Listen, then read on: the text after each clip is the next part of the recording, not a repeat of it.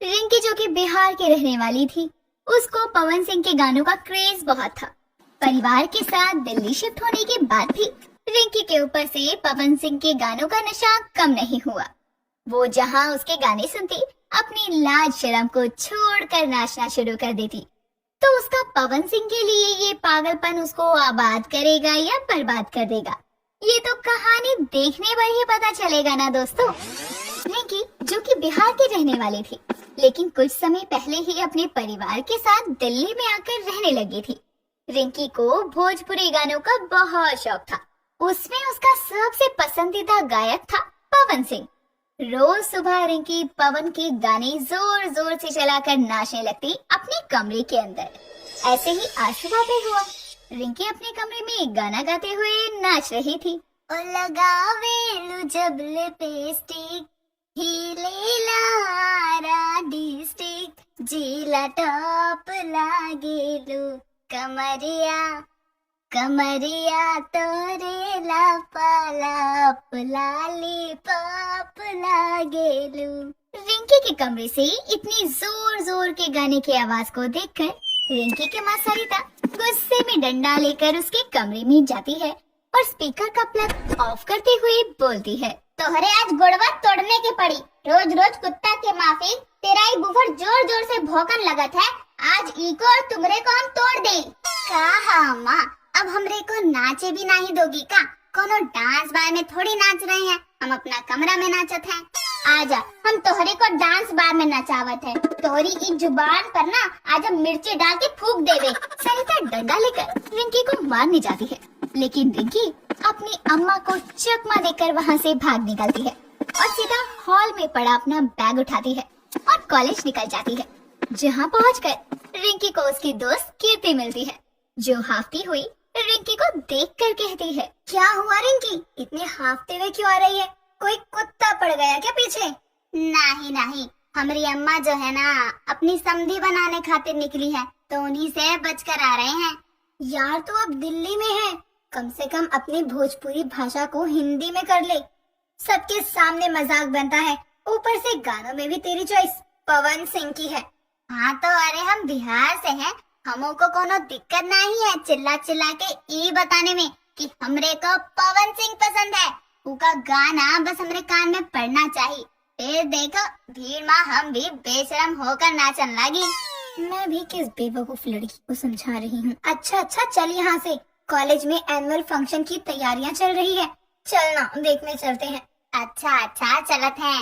रिंकी कीर्ति के साथ कॉलेज के डांस रूम में जाती है, जहाँ पर पवन सिंह का गाना हरी हरी ओढ़नी चल रहा था, जिसको सुनकर रिंकी बस अपना सूद बूद खो बैठती है और सभी के बीच में जाकर गाना गाते हुए नाचने लगती है।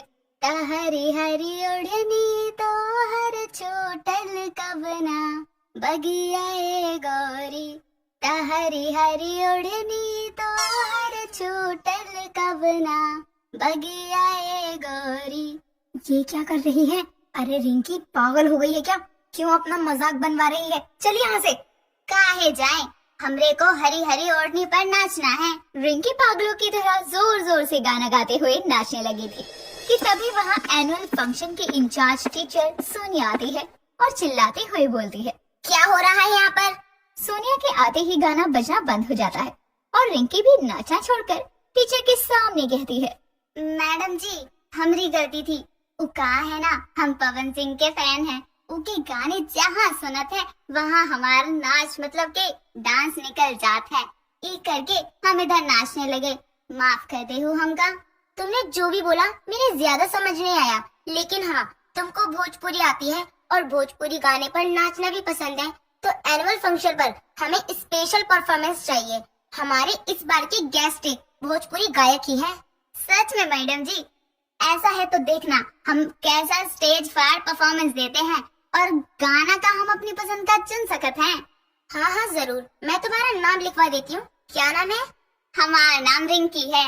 सोनिया रिंकी का नाम एनुअल फंक्शन के लिए लिखकर वहाँ से निकल जाती है और रिंकी तो खुशी खुशी शाम को घर आती है और अपनी माँ को ये बात बताती है, जिसको सुनकर सरिता बोलती है, हाँ लगाइयो ठुमकन लोगन के सामने, तुम्हारे दिमाग में वैसे भी पवन सिंह बसा हुआ है, उनके ही गानों पर मटकोगी। अम्मा बिहारी होकर काहे पवन सिंह से नफरत करत हो? उनके गाने हर जगह फेमस हैं। अब हटो, हमके कमरे में जाके अपना डांस की प्रैक्टिस चालू करेगा है। रिंकी अब उस दिन के बाद से शुरू हो जाती है। रोज अपने कमरे में जाकर तेज तेज आवाज में पवन सिंह के गाने चलाकर पूरा ठुमका मारते हुए, कमर लचकाते हुए नाचने में लग जाती है। कुछ ही दिनों में एनुअल फंक्शन का दिन आता है। कॉलेज के हॉल में सभी लोगों की परफॉर्मेंस हो चुकी थी। अब बची थी सिर्फ रिंकी, और फंक्शन के गेस्ट भी लेट आते हैं, इसीलिए रिंकी की आखिरी परफॉर्मेंस रखी जाती है। अब गेस्ट आकर अपनी अपनी जगह पर बैठते हैं। उसके बाद रिंकी की परफॉर्मेंस होती है। पवन सिंह का नया गाना गाते हुए वो नाचती है। छलकता हमरो जवनी आए राजा, छलकता हमरो जवनी आए राजा, जैसे के बलटी के पनिया हो कुछ बोली। रिंकी सच में एकदम स्टेज पार परफॉर्मेंस देती है। हॉल में बैठे सारे बच्चे अपनी अपनी जगह पर खड़े होकर नाचने लगते हैं। ये देखकर फंक्शन में आए गेस्ट, जो कि कोई और नहीं बल्कि पवन सिंह थे, वो भी स्टेज पर जाकर नाचते हुए गाते हैं। ओ रानी हम हो भर लोड बानी हो अवधाली। हे भगवान, पवन सिंह जी आप हमरे सामने, हमरे तो भाग ही खुल गए। अरे आपने तो बहुत ही अच्छा डांस किया हमरे गाने पर, सच में मजा आ गया। हमरे मनपसंद गायक को हमरा डांस पसंद आया, इससे ज्यादा खुशी की बात तो हमरे लिए कोई हो ही नहीं सकती। आपकी तो भोजपुरी भी बहुत ही अच्छी है, पक्का बिहार से हो? सही पकड़े हैं, हम रिंकी फ्रॉम भागलपुर। रिंकी और पवन सिंह की बातों के बीच में स्टेज पर सोनी आती है और गेस्ट से कहती है, पवन जी आपको हमारे कॉलेज स्टूडेंट की ये परफॉर्मेंस पसंद आई, ये हमारे लिए खुशी की बात है। अब आप बाकी गेस्ट के साथ जाकर बैठ सकते हैं, और रिंकी आप भी जाइए बैक स्टेज आराम कीजिए। फंक्शन को आगे बढ़ाया जाता है। इस साल का एनुअल फंक्शन इतना शानदार था कि अगले दिन अखबार में भी रिंकी की परफॉर्मेंस और कॉलेज का नाम छपता है। और ये दिखाते हुए रिंकी अपनी अम्मा से कहती है, देख रही हो अम्मा, हमरा पवन सिंह के लिए प्रेम एक दिन हमरे को उनके सामने नचवा ही दिया। पवन सिंह को हमरा डांस बहुत पसंद आया। हाँ, अब तुम्हारे इस फेमस होने के कारण कोनो अच्छे घर का रिश्ता नहीं आएगा तुम्हारे लिए, समझी का? सभी को पता लग गया है कि हमारी बेटी ऐसे भोजपुरी गानों पर सबके सामने मटकती है। अम्मा, जब आप खुद ही अपनी भाषा से नफरत करोगी तो कोई कैसे सम्मान देगा? और हम बिहार से हैं, दिल्ली आए हैं, तो क्या अपनी भाषा को पीछे छोड़ दें?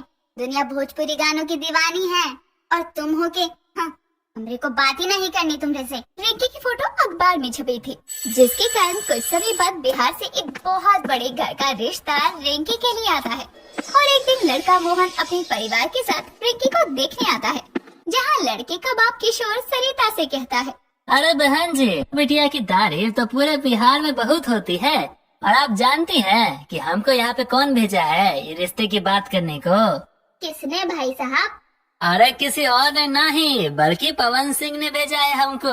हमारे अच्छे संबंध है ना उनसे, तो हमने अपने बिटवा के लिए एक लड़की देखने को कहा था उनसे, तो उन्होंने बताया कि वो दिल्ली में रिंकी से मिले थे उसके कॉलेज में, अच्छी लड़की है। देखा अम्मा, जिनके हम फैन है ना, उसके ही जैसन जीवन साथी ढूंढा। अब तो मानती हो ना आप कि पवन सिंह के लिए हमारा पागलपन गलत नहीं है। हाँ समझ गई बिटिया, और अब हमरे को अब कोनो दिक्कत नहीं है। अब तो तुम्हारी शादी हो जाएगी, तो जरा अपने ससुराल का मान रखियो बस। जरूर अम्मा। हाँ तो बहन जी, अब तो रिश्ता पक्का करिए, हम तो आज सगुन लेकर आए हैं। नेक काम में कोनो देरी कैसी भाई साहब। सरिता और किशोर मिलकर मोहन और रिंकी का रिश्ता पक्का कर देते हैं, और एक महीने बाद रिंकी संग मोहन की शादी में पवन सिंह खुद भी आते हैं और गाना गाते हुए माहौल बना देते हैं, जहाँ रिंकी भी खुल के अपने पति मोहन के साथ नाचती है।